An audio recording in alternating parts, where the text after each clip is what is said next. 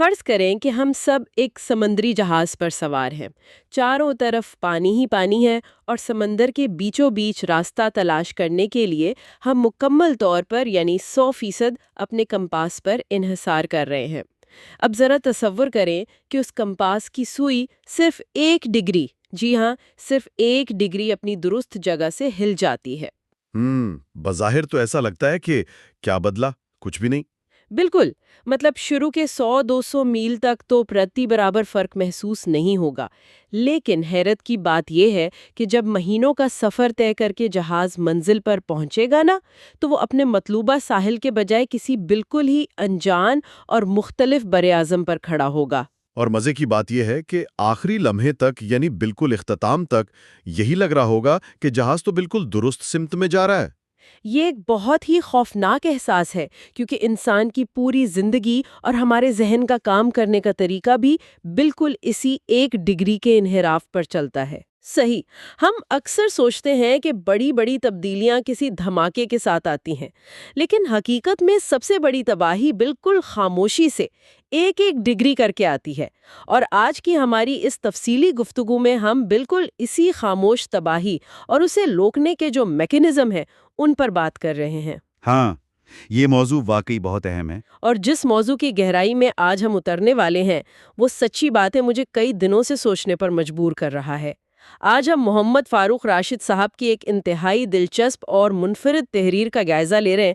اس کا عنوان ہے شیطانی پوزیشننگ اور انسانی اصلاح، سنکرو اور سرو کی طرح ایک زندہ نظام۔ یہ عنوان ہی اپنے آپ میں بہت توجہ طلب ہے۔ بالکل، اور میں شرط لگا کر کہہ سکتی ہوں کہ سننے والوں نے عام طور پر خالص انجینئرنگ کے اصولوں کو انسانی نفسیات اور روحانیت کے ساتھ اس طرح جڑتے ہوئے پہلے شاید ہی کبھی دیکھا ہو۔ اچھا تو چلیں اس کی تہ کھولتے ہیں۔ مجھے نا سب سے پہلی الجھن اس اصطلاح پر ہو رہی ہے، شیطانی پوزیشننگ۔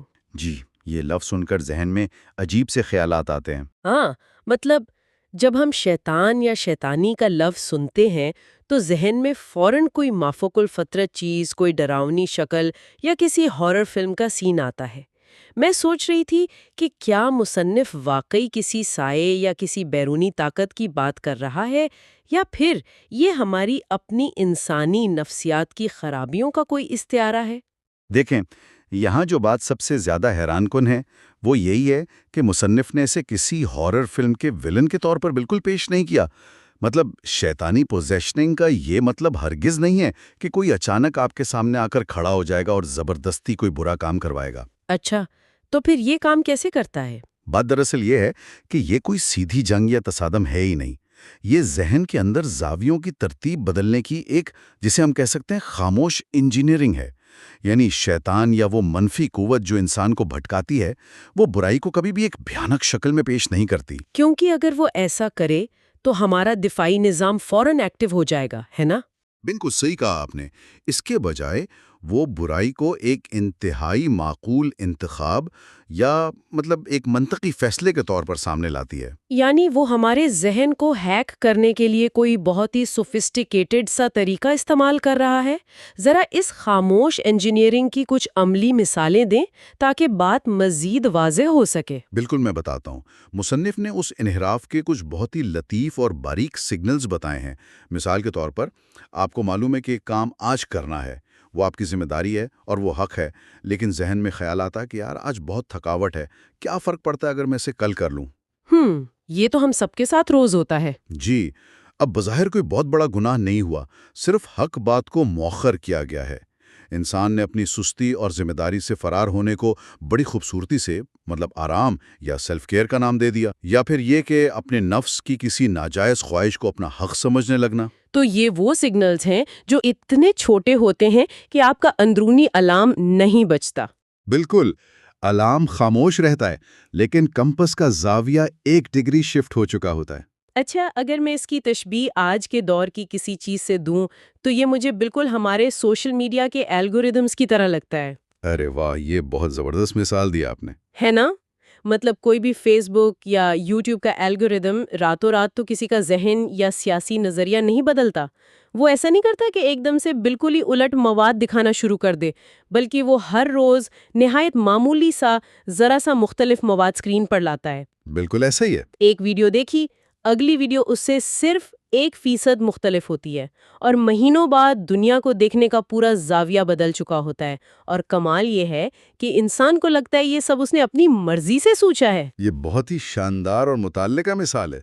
الگورزم کی طرح نا، اس شیطانی پوزیشننگ کا سب سے بڑا ہتھیار بھی یہی ہے کہ انسان کو یہ محسوس ہو کہ وہ تمام فیصلے اپنی آزاد مرضی سے کر رہا ہے۔ یعنی وہ کنٹرول کا ایلیوژن یا دھوکہ دیتا ہے۔ 100%۔ جب ایک غلط بات یا نظریہ بار بار مگر بہت تھوڑی مقدار میں اور ایک معقول کور کے ساتھ سامنے لایا جائے تو انسان کے ذہن کی ساخت ہی ایسی ہے کہ وہ اس سے مانوس ہو جاتا ہے۔ مطلب برائی پھر برائی نہیں لگتی، ایک معمول کا رویہ لگنے لگتی ہے۔ یہ الگوریدم والی بات تو ٹھیک ہے، لیکن اگر یہ پوزیشننگ اتنی ہی خاموش ہے اور ہم مسلسل اس خاموش انجینئرنگ کا شکار ہو رہے ہیں، تو ہمارا دماغ مکمل طور پر ہائی جیک کیوں نہیں ہو جاتا؟ یہ ایک بہت اہم سوال ہے۔ میرا مطلب ہے، اگر ہمارے خلاف ایک منظم سسٹم کام کر رہا ہے تو کیا ہمارے اندر کوئی ایسا ڈیفنس میکانزم نہیں ہے جو اس 1 ڈگری کے انحراف کو پکڑ سکے؟ ظاہر ہے اس کا توڑ کوئی جذباتی تقریر تو نہیں ہو سکتی۔ اور یہیں پر اس مضمون کا وہ کمال سامنے آتا ہے جہاں مصنف نے انجینئرنگ کے تصور کو انسانی زندگی پر لاگو کیا ہے۔ چونکہ حملہ ایک سائنسی اور منظم طریقے سے ہو رہا ہے تو اس کا دفاع بھی ایک سائنسی نظام ہی کر سکتا ہے۔ اچھا، تو وہ سائنسی نظام کیا ہے؟ سنکرو اور سرو، یعنی سنکرو اور سرو سسٹم کی مثال دی ہے۔ یہ سنکرو اور سرو سسٹم، مطلب میں نے انجینئرنگ میں اس کا نام تو سنا ہے، لیکن یہ کام کیسے کرتا ہے اور اس کا انسانی ذہن سے کیا تعلق ہے؟ ذرا اسے آسان کر کے سمجھائیں۔ دیکھیں، الیکٹرونکس اور روبوٹکس کی دنیا میں سنکرو اور سرو ایک ایسا خودکار کنٹرول سسٹم ہے جس کا واحد مقصد کسی خاص پوزیشن، زاویے یا رفتار کو برقرار رکھنا اور اسے مسلسل درست کرتے رہنا ہے۔ ٹھیک ہے۔ اس کے کام کرنے کا طریقہ بہت دلچسپ ہے۔ اس میں ایک ان پٹ ہوتا ہے، یعنی وہ پوزیشن جو ہمیں چاہیے، اور ایک آؤٹ پٹ ہوتا ہے، یعنی سسٹم اس وقت حقیقت میں کہاں ہے۔ اب سرو سسٹم کے اندر ایک سینسر ہوتا ہے جو مسلسل چیک کرتا رہتا ہے کہ مطلوبہ پوزیشن اور موجودہ پوزیشن میں کتنا فرق ہے۔ اور اس فرق کو انجینئرنگ میں کیا کہتے ہیں؟ اس فرق کو انجینئرنگ کی زبان میں ایرر سگنل، یعنی خرابی کا سگنل کہتے ہیں۔ اگر یہ فرق 0 ہے تو موٹر خاموش رہتی ہے، لیکن اگر باہر کی ہوا، دباؤ یا کسی بھی وجہ سے زاویہ 1 ڈگری بھی ہلتا ہے نا، تو فوراً ایک ایرر سگنل پیدا ہوتا ہے۔ اچھا، تو وہ سگنل پھر سسٹم کو الرٹ کرتا ہے؟ بالکل، وہ سگنل سیدھا سرو موٹر کو جاتا ہے، موٹر حرکت میں آتی ہے اور سسٹم کو زبردستی کھینچ کر واپس اسی مطلوبہ زاویے پر لے آتی ہے، اور یہ عمل ہر سیکنڈ، ہر لمحے ہو رہا ہوتا ہے۔ کمال ہے۔ مطلب جب میں یہ تحریر پڑھ رہی تھی تو میرے ذہن میں فوراً جدید گاڑیوں کا وہ لین اسسٹ فیچر آیا۔ ارے ہاں، وہ تو بالکل پرفیکٹ مثال ہے۔ دیکھیں نا، فرض کریں کوئی موٹر وے پر جا رہا ہے، کیمرے لین کی سفید لائنوں کو دیکھ رہے ہیں، یہ ان کا مطلوبہ زاویہ ہے، یعنی ان پٹ ہے۔ اب اگر ڈرائیور کو نیند کا ہلکا سا جھونکا آئے اور اس کا ہاتھ سٹیئرنگ سے ذرا سا بھی ڈھیرا پڑے تو گاڑی جیسے ہی اپنی پٹی سے باہر نکلنے لگتی ہے، سسٹم وہ ایرر سگنل کیچ کرتا ہے۔ بالکل، وہ سینسر فوراً جاگ جاتا ہے۔ اور ہم سب نے محسوس کیا ہوگا کہ سٹیئرنگ خود بخود ہلکا سا موڑ کھا کر گاڑی کو واپس سینٹر میں کر دیتا ہے، یعنی وہ فیڈ بیک لوپ کے ذریعے کریکشن کر رہا ہے۔ 100% درست۔ وہ لین اسسٹ دراصل ایک سرو میکانزم ہی ہے۔ اب اگر ہم اسے بڑی تصویر کے ساتھ جوڑ کر دیکھیں تو انسان کا نظام بھی عین اسی طرح کام کرتا ہے۔ وہ کیسے؟ ذرا اس کو انسانی زندگی پر اپلائی کر کے بتائیں۔ دیکھیں، انسان کا ان پٹ اس کے خیالات، اس کی نیت، اس کا ماحول اور وہ اقدار ہیں جن پر وہ کھڑا ہے۔ اس کی پروسیسنگ، اس کا شعور اور اس کی عقل ہے۔ اور جو آؤٹ پٹ ہے نا، وہ اس کے اعمال، فیصلے اور رویہ ہیں۔ اچھا، یعنی جو عمل ہم کرتے ہیں وہ آؤٹ پٹ ہے۔ بالکل۔ اب جیسے گاڑی کو ہوا کا دباؤ یا سڑک کی خرابی لین سے ہٹاتی ہے، ویسے ہی انسان کو یہ دنیاوی خواہشات، لالچ اور شیطانی پوزیشننگ اس کے سیدھے راستے سے ہٹانے کی کوشش کرتی ہیں۔ تو اس کا مطلب ہے کہ ہمارے اندر کی سرو موٹر اسی وقت کام کرے گی جب اسے یہ ایرر سگنل ملے گا۔ اور اگر میں صحیح سمجھ رہی ہوں تو انسانی زبان میں اس ایرر سگنل کو ہم خود احتسابی یا اپنا جائزہ لینا کہتے ہیں۔ بالکل صحیح کہا۔ یہ فیڈ بیک لوپ ہی اس پورے نظام کی جان ہے۔ اگر پروسیسنگ کمزور ہو جائے، یعنی انسان یہ دیکھنا ہی چھوڑ دے کہ اس کی موجودہ پوزیشن اور مطلوبہ پوزیشن میں کیا فرق آ رہا ہے، تو پھر آؤٹ پٹ ہمیشہ غلط ہوگا۔ ہاں، کیونکہ سرو موٹر کبھی آن ہی نہیں ہوگی، اسے تو پیچھے سے سگنل ہی نہیں مل رہا کہ وہ راستے سے بھٹک چکا ہے۔ جی بالکل۔ اچھا، یہ بات تو بڑی منطقی لگ رہی ہے کہ ایک گاڑی میں کیمرے ہیں جو لین کو دیکھ رہے ہیں، لیکن ایک انسان کے اندر، ہمارے جسم یا ذہن میں، یہ کیمرہ یا یہ لین اسسٹ دراصل ہے کیا چیز؟ مطلب ہم کہاں سے خرید کر لائیں یہ سرو موٹر؟ یہ بڑا دلچسپ سوال ہے۔ مصنف بڑی صراحت سے بتاتے ہیں کہ یہ سرو موٹر انسان کے اندر پیدائشی طور پر فٹ کر دی گئی ہے، اور اس کا نام ہے شعور اور روحانیت۔ شعور اور روحانیت؟ جی، انسان کو باقی مخلوقات پر جو برتری ملی ہے وہ اسی شعور کی وجہ سے ہے۔ یہی وہ کنٹرول یونٹ ہے جو ہر قسم کے ان پٹ کو جانچتا ہے۔ اچھا، جب ہم روحانیت کی بات کرتے ہیں تو عام طور پر ہم اسے ایک بہت ہی صوفیانہ اور دنیا سے کٹی ہوئی چیز سمجھتے ہیں، ہے نا؟ بالکل، ہم سمجھتے ہیں کہ شاید غار میں بیٹھنا روحانیت ہے، لیکن اس مضمون میں روحانیت کی جو تشریح کی گئی ہے وہ لاجواب ہے۔ روحانیت دراصل انسان کے اندر موجود وہ انتہائی حساس سینسر ہے جو ہر عمل کے اختتام پر یا عمل کے دوران انسان کے اندر ایک بے چینی، ایک چبھن یا ایک سوال پیدا کرتا ہے کہ کیا جو تم نے ابھی کیا وہ واقعی درست تھا؟ اوہ، یعنی وہ جو کوئی جھوٹ بولنے کے بعد یا کسی کا حق مارنے کے بعد ہمارے پیٹ میں ایک عجیب سی کھلبلی ہوتی ہے نا، یا دل میں بوجھ سا محسوس ہوتا ہے، تو وہ دراصل ہماری روح کا وہ سینسر ہے جو ایرر سگنل بھیج رہا ہوتا ہے۔ بالکل وہی، وہ آپ کے اندر کا الارم ہے۔ مگر یہاں ایک بہت نازک مسئلہ ہے۔ وہ کیا؟ شعور اور روحانیت کوئی آٹو پائلٹ نہیں ہے کہ آپ نے گاڑی سٹارٹ کی اور خود بخود سب ہوتا رہے گا۔ اس کی مسلسل دیکھ بھال ضروری ہے۔ اگر ہم اس ایرر سگنل کو، اس دل کی چبھن کو نظر انداز کرنا شروع کر دیں تو رفتہ رفتہ یہ سینسر کام کرنا بند کر دیتا ہے۔ لیکن سوال یہ ہے کہ عملی زندگی میں ایسا کیسے ممکن ہے؟ سننے والے جو اس وقت شاید ٹریفک میں پھنسے ہوں یا دفتر کے کسی دباؤ میں ہوں، وہ یہ سوچ رہے ہوں گے کہ بھئی روزمرہ کی اس پاگل کر دینے والی بھاگ دوڑ میں خود احتسابی کا وقت کس کے پاس ہے؟ ہم کیسے اس سینسر کو ایکٹیو رکھیں؟ مصنف نے اس کا بہت ہی پریکٹیکل حل دیا ہے۔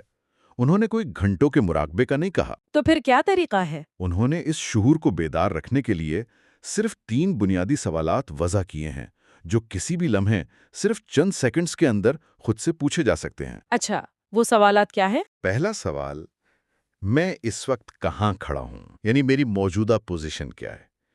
دوسرا سوال، میری سمت کیا ہے؟ یعنی میں کس طرف جا رہا ہوں؟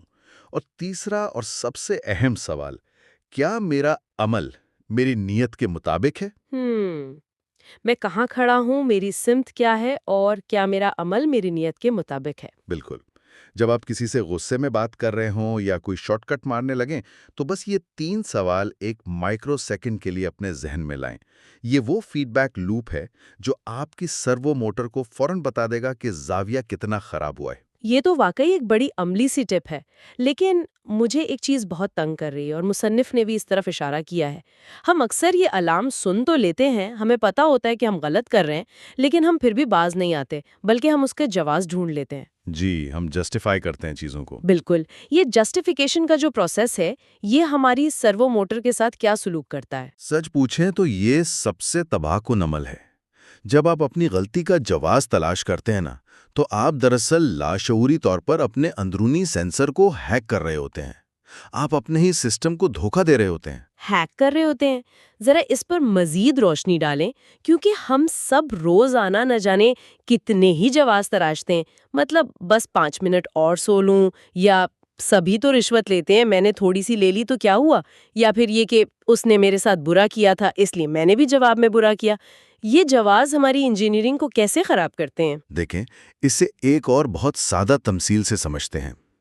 فرض کریں آپ نے اپنے گھر کی چھت پر ایک سموک ڈیٹیکٹر یا فائر الارم لگا رکھا ہے۔ صحیح۔ اب کچن میں آگ لگ جاتی ہے، دھواں اٹھتا ہے اور وہ الارم زور زور سے بجنے لگتا ہے۔ اس کی آواز بہت کان پھاڑ دینے والی ہوتی ہے۔ اب ایک عام سمجھدار انسان کیا کرے گا؟ ظاہر ہے وہ بھاگ کر آگ بجھانے کی کوشش کرے گا۔ بالکل، لیکن جواز تراشنا ایسا ہی ہے جیسے کوئی انسان اس تیز آواز سے تنگ آ کر کرسی پر چڑھے، اس اسموک ڈیٹیکٹر کا ڈھکن کھولے، اس کی بیٹریاں نکال کر پھینک دے اور واپس آ کر سکون سے صوفے پر بیٹھ جائے۔ ہو مائی گاڈ! یہ تو واقعی رونگٹے کھڑے کر دینے والی مثال ہے۔ اسموک ڈیٹیکٹر کی بیٹریاں نکال دینا تاکہ شور بند ہو جائے، اور ہم خود کو یہ تسلی دیتے ہیں کہ چونکہ اب الارم نہیں بج رہا اس لیے آگ بجھ گئی ہے۔ جبکہ حقیقت میں پورا گھر جل رہا ہوتا ہے۔ بالکل ایسا ہی رہا۔ جب ہم کہتے ہیں نا کہ یہ غلط کام تو حالات کی مجبوری تھا، تو ہم دراصل اپنی روح کے اسموک ڈیٹیکٹر کی بیٹریاں نکال رہے ہوتے ہیں، تاکہ وہ جو ضمیر کی چبھن والا ایرر سگنل تھا نا، وہ ہمیں مزید تنگ نہ کرے۔ وقتی طور پر تو ہمیں بڑا ذہنی سکون مل جاتا ہے، لیکن ہم نے اپنے سرو سسٹم کو ہمیشہ کے لیے اندھا کر دیا ہوتا ہے۔ اور جب یہ سینسر بند ہو جاتا ہے تو پھر شیطانی پوزیشننگ کے لیے راستہ مکمل طور پر صاف ہو جاتا ہے۔ پھر آپ کا زاویہ 1 ڈگری نہیں 90 ڈگری بھی گھوم جائے تو محسوس نہیں ہوتا۔ بالکل صحیح سمجھیں آپ۔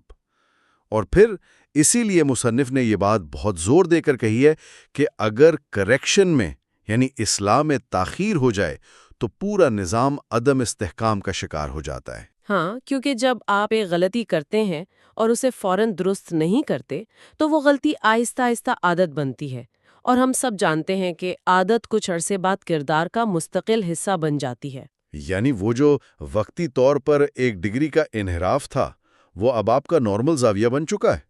اس لیے اصول یہ ہے کہ غلطی کو فوراً مان لیا جائے، کوئی جواز نہ تراشا جائے اور اسے ٹھیک کرنے کے لیے عملی قدم اٹھایا جائے۔ اچھا، اب ذرا سوچیں، اگر ہم اس پوری گفتگو کو ایک فرد کی ذات سے نکال کر تھوڑے بڑے کینوس پر دیکھیں، جب ایک معاشرے کے اندر لاکھوں کروڑوں لوگ اپنے اپنے اسموک ڈیٹیکٹرز کی بیٹریاں نکال کر پھینک دیں تو اجتماعی طور پر کیا ہوگا؟ پھر تو وہ پورا معاشرہ ہی آگ کے ڈھیر پر بیٹھا ہوگا۔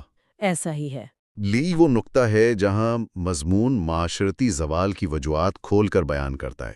جب ایک قوم یا معاشرہ اجتماعی طور پر غلط پوزیشننگ کا شکار ہو جاتا ہے نا، تو اس کی اقدار کمزور پڑ جاتی ہیں، تمام ادارے مفلوج ہو جاتے ہیں، اور سب سے بڑی تباہی یہ آتی ہے کہ لوگوں کا ایک دوسرے پر سے معاشرتی اعتماد مکمل طور پر ختم ہو جاتا ہے۔ کسی کو یہ یقین نہیں رہتا کہ سامنے والا صحیح سمت میں جا رہا ہے۔ تو ایسی صورتحال میں جہاں پوری کی پوری ٹرین ہی پٹری سے اتر چکی ہو، وہاں کریکشن کیسے ہوگی؟ کیا معاشرے کا کوئی ایسا ماسٹر سوئچ یا بٹن ہوتا ہے جسے دبا کر سب کا زاویہ اچانک ٹھیک کیا جا سکے؟ نہیں، اور یہی سب سے تلخ حقیقت ہے۔ معاشروں کی کوئی شارٹ کٹ کریکشن نہیں ہوتی۔ انہیں صرف اور صرف ایک طویل اور صبر آزما عمل کے ذریعے، یعنی ایک اجتماعی شعور کو دوبارہ بیدار کر کے ہی واپس درست سمت میں لایا جا سکتا ہے۔ اور اس کا آغاز کہاں سے ہوگا؟ سب سے بنیادی اینٹ مصنف نے بتائی ہے وہ تعلیم ہے، مگر، اور یہ ایک بہت بڑا مگر ہے، یہاں تعلیم سے مراد محض کتابی معلومات کا تبادلہ، رٹا لگانا یا بڑی بڑی ڈگریاں بانٹنا ہرگز نہیں ہے۔ تو پھر حقیقی تعلیم کیا ہے اس کانٹیکسٹ میں؟ ایک حقیقی تعلیم وہ ہے جو لوگوں کے اندر وہ سرو موٹر اور وہ سینسرز انسٹال کرے جس کی ہم اتنی دیر سے بات کر رہے ہیں۔ اچھا، اور یہاں مضمون میں باقاعدہ طور پر ایک تعلیمی ادارے ویژن اکیڈمی کا خاص حوالہ بھی دیا گیا ہے، جسے ایک ماڈل کے طور پر پیش کیا گیا ہے۔ مصنف کا ماننا ہے کہ اداروں کو محض نصاب ختم کروانے کے بجائے طلبہ میں تنقیدی سوچ اور خود احتسابی کا ہنر پیدا کرنا چاہیے۔ لیکن یہاں میں تھوڑا سا پش بیک دینا چاہوں گی۔ جی فرمائیں۔ دیکھیں، اگر میں آج کی تعلیمی نظام کو دیکھوں تو مجھے محسوس ہوتا ہے کہ ہمارے زیادہ تر اسکول اور یونیورسٹیاں تو محض ڈیٹا فیڈ کرنے والی مشینیں بن کر رہ گئی ہیں۔ ہم بچوں کے دماغ میں بس معلومات کا ان پٹ تو ڈالے جا رہے ہیں، لیکن وہ روحانی سرو موٹر یا وہ لین اسسٹ فیچر تو کوئی انہیں دے ہی نہیں رہا۔ تو کیا یہ بہت خطرناک صورتحال نہیں ہے؟ آپ کی یہ تشویش بالکل بجا ہے اور 100% درست ہے۔ اگر ہم موجودہ تعلیمی نظام کے نتائج کو دیکھیں تو معلومات کا ایک بہت بڑا ڈھیر، جسے بدقسمتی سے آج کل تعلیم سمجھ لیا گیا ہے، وہ اس وقت تک کوئی فائدہ نہیں دے سکتا جب تک انسان کا اپنا شعوری پروسیسر اس قابل نہ ہو کہ وہ ڈیٹا کو فلٹر کر سکے۔ بالکل، مطلب اگر پروسیسر ہی کام نہیں کر رہا تو ڈیٹا کس کام کا؟ جی، فرض کریں ایک طالب علم کے پاس دنیا بھر کی سائنس اور ٹیکنالوجی کا علم موجود ہے، لیکن اس کے اندر کا وہ سینسر آف ہے جو اسے بتاتا ہے کہ یہ علم انسانیت کی بھلائی کے لیے استعمال کرنا ہے یا تباہی کے لیے۔ اگر وہ اپنے عمل میں آنے والی 1 ڈگری کی اخلاقی غلطی کو نہیں پہچان سکتا تو وہ معلومات کا ذخیرہ اسے کبھی اس کی اصل منزل تک نہیں لے جائے گا، بلکہ الٹا وہ اس کے بھٹکنے کی رفتار کو مزید تیز کر دے گا۔ بالکل، کیونکہ اب اس کے پاس بھٹکنے کے لیے جدید ترین ٹولز موجود ہیں۔ یہ واقعی آنکھیں کھول دینے والا تجزیہ ہے۔ تو اب اگر ہم اس ساری گفتگو کو، اس پوری جرنی کو سمیٹنے کی کوشش کریں اور یہ دیکھیں کہ اس کا نتیجہ کیا نکلتا ہے۔ ہم نے ابتدا کی تھی سمندری جہاز اور 1 ڈگری کے انحراف سے، پھر ہم نے سمجھا کہ خاموش انجینئرنگ کیسے ہمارے زاویے بدلتی ہے، جسے شیطانی پوزیشننگ کا نام دیا گیا۔ جی، اور پھر ہم نے سائنسی مثالیں دیکھی۔ کیا ہوتا ہے؟ ہم نے انسان کے شعور کو اس کا کنٹرول یونٹ اور روحانیت کو وہ حساس اسموگ ڈیٹیکٹر سمجھا جو ہمیں بتاتا ہے کہ ہم غلط جا رہے ہیں۔ تو اب ان تمام چیزوں کا خلاصہ کیا ہے؟ اس سب کا خلاصہ بہت سادہ مگر بہت گہرا ہے۔ زندگی دراصل ان پٹ اور آؤٹ پٹ، خیال اور عمل کے درمیان توازن برقرار رکھنے کا نام ہے۔ چونکہ ذہن کو موڑنے والا عمل یا خاموش انجینئرنگ ایک دم سے وار نہیں کرتی بلکہ قدم بقدم چلتی ہے، اس لیے انسان کا جوابی دفاع بھی کوئی وقتی ابال یا وقتی جذبہ نہیں ہو سکتا۔ یعنی یہ ایک مسلسل پروسیس ہے۔ بالکل، یہ ایک زندہ میکینزم ہے جسے ہر لمحہ، ہر روز خود احتسابی کے ذریعے فعال رکھنا پڑتا ہے۔ مطلب ایسا نہیں ہے کہ آپ نے کوئی ایک موٹیویشنل کتاب پڑھ لی یا ایک دن بیٹھ کر سوچ لیا اور آپ کا سسٹم ہمیشہ کے لیے ٹھیک ہو گیا۔ یہ ایک مسلسل اور روزمرہ کا کام ہے۔ مجھے مصنف کے مضمون کا ایک اقتباس بہت ہی شاندار لگا، میں اسے یہاں دہرانا چاہوں گی کیونکہ یہ اس پورے فلسفے کی جان ہے۔ وہ لکھتے ہیں کہ راستہ بھٹکنا مسئلہ نہیں، بھٹک کر واپس نہ آنا اصل نقصان ہے۔ بہت خوبصورت بات ہے۔ یعنی چونکہ ہم انسان ہیں، ہم کوئی روبوٹ نہیں ہیں، تو یہ تو طے شدہ بات ہے کہ ہم سے غفلت بھی ہوگی، ہم کبھی نہ کبھی راستے سے بھٹکیں گے بھی، ہم سے غلطیاں بھی ہوں گی، مگر کامیاب صرف وہ ہے جو اپنے بھٹکنے کو پہچان لے، اپنے اندرونی الارم کو خاموش نہ کرے اور اپنی اس سرو موٹر کی مدد سے فوراً خود کو اصل سمت کی طرف موڑ لے۔ بالکل، اور یہی وہ مسلسل توازن ہے جو ایک انسان کو بامقصد اور متحرک زندگی گزارنے کے قابل بناتا ہے۔ اور اس کے ساتھ ہی ہم آج کے اس نہایت دلچسپ اور فکر انگیز سیشن کے اختتام کی طرف بڑھ رہے ہیں۔ ہم نے انسانی دماغ کے ان پیچیدہ گوشوں اور ان سائنسی تمثیلوں پر بڑی تفصیلی بات کی، لیکن جانے سے پہلے میں سننے والوں کے لیے ایک سوال چھوڑے جا رہی ہوں جس پر ہم سب کو ضرور غور کرنا چاہیے۔ جی، وہ کیا ہے؟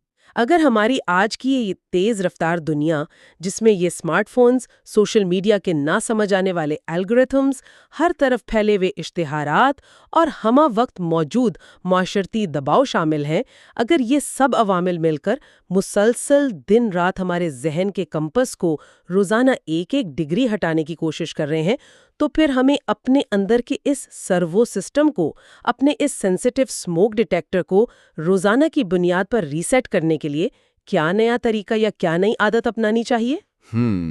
یہ واقعی سوچنے کی بات ہے۔ تاکہ ہماری وہ اندرونی آواز اور ہمارا وہ روحانی سینسر اس جدید دور کے شور و غل میں کبھی دباؤ کا شکار ہو کر بیٹریاں نکالنے پر مجبور نہ ہو جائے۔